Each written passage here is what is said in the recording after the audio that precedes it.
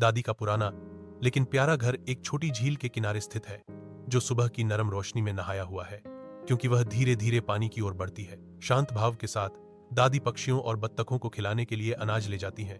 उनकी उपस्थिति शांत सुबह पर एक सौम्य आशीर्वाद है। दादी के चारों ओर पक्षियों की चहचहाहट और झील की कोमल ध्वनि प्रकृति का एक सिम्फनी बनाती है। शांत झील पर दादी अनाज बिखेरती हैं, जिससे पक्षी और बत्तख करीब आते हैं।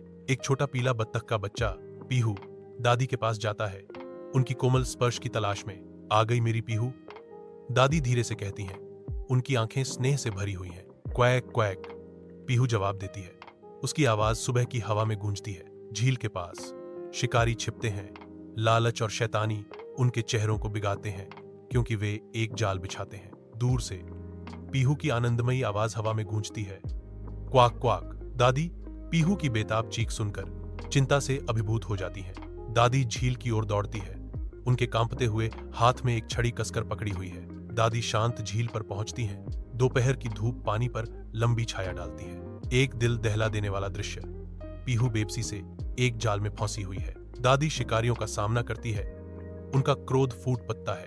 दृढ़ संकल्प के साथ दादी अपनी छड़ी से पीहू को मुक्त करती हैं। पीहू दादी के बगल में शांति से सोती है, उनकी गोद में लिपटी हुई। दादी पीहू को देखती हैं, उनका चेहरा गर्मजोशी से चमक रहा है। तेरे बिना ये झील, ये सुबह सब सूनी है। तू मेरी पोती जैसी है।